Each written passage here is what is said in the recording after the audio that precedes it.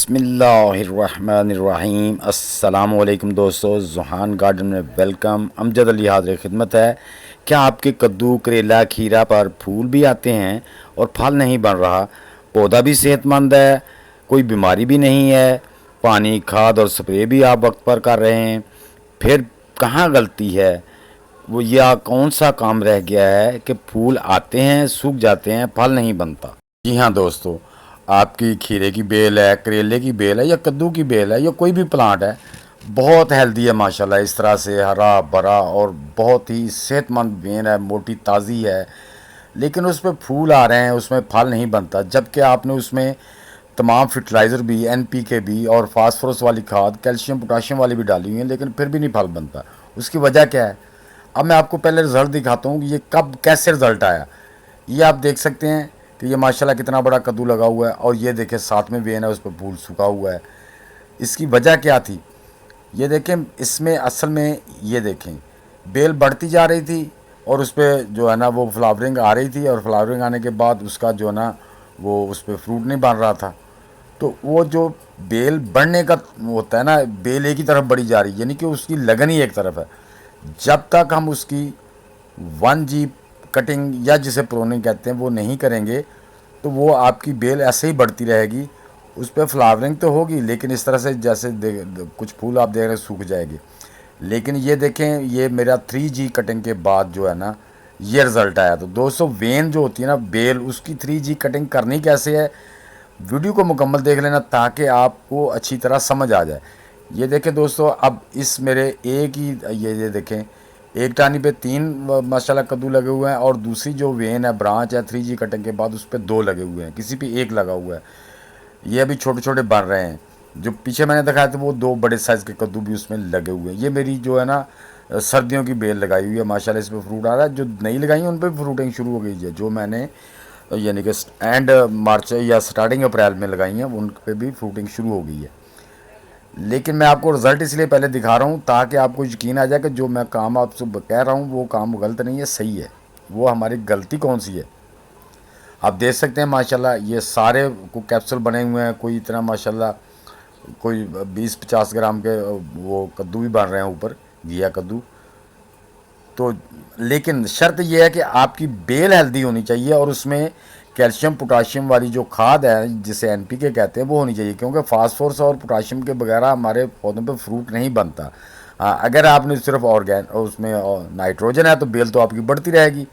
आप अगर उसकी प्रोनिंग कर भी देते हैं तब भी फ्रूट नहीं लगेगा, क्योंकि उसके अंदर पोटाशियम और कैल्शियम वाली खाद नहीं है, पोटाश नहीं है, फास्फोरस नहीं है।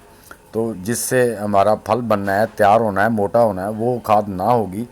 और पोटाशियम जो फूलों में से फल बनाती है, कैप्सूल बनते हैं, वो नहीं होगी तो हमारा फल ज़ाया हो जाएगा। तो दोस्तों, इसको करना कैसे, ये इसको पहले दिन से ध्यान रखना है। अब ये देखें, ये जो मेरे स्टार्टिंग अप्रैल में मैंने लगाए थे कद्दू के बेलें, इसकी मैंने छोटे की प्रोनिंग एक तजर्बे के तौर पे कर दी थी। ये अभी बेल बहुत छोटी थी, उसके ऊपर से यानी कि 2-3 पत्ते निकले थे छोटे छोटे, तो मैंने ऊपर से उसको प्रोनिंग कर दिया। अब माशाल्लाह इसकी 2 वेन्स ये हैं, और उसमें से 1 वेन ये निकल आई है। और इसके अलावा ये जो बाकी मैंने ये ये चौथी वेन ये है, 2 ऊपर को सीधी गई, 2 साइडों में निकल आई, और ये एक 5, ये 5 वेन्स हैं। बाकी जो आप वो देख रहे हैं ना टानियाँ कटी हुई, वो टानियाँ नहीं, असल में पत्ते थे बड़े बड़े, वो मैंने काट दिए। यहाँ पे झुरमट बना हुआ था।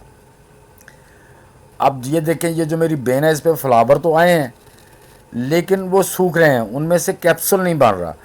उसकी वजह यह है कि हमारी बेल का जो रुझान है वो बढ़ने की तरफ है। जब तक हम उसका बढ़ना नहीं रोकेंगे तो बेल बढ़ती रहेगी। जब हम उसको काट देंगे तो वो समझ जाए कि अब मैंने, यानी कि पौधे की भी एक नेचर होती है ना, वो उसी हिसाब से चलता है।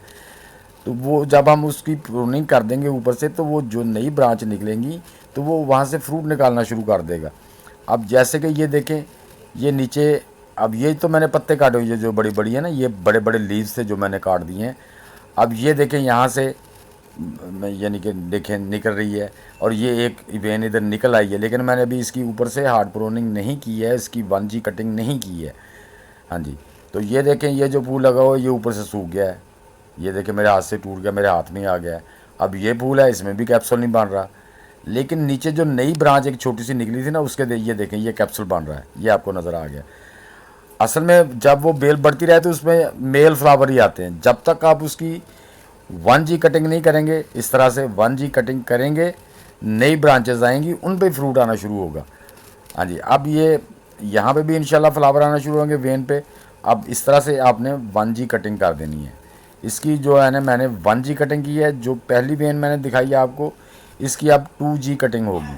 तो ये मैं आगे जाके दोस्तों आपको पेपर पे बाकायदा समझाऊंगा कि 1G 2G 3G और 4G कटिंग क्या होती है। अब देखिए दोस्तों, ये पेपर आ गया आपके सामने। ये देखें, मैंने एक वेन बना लिया, पौधा समझ ले बना लिया है।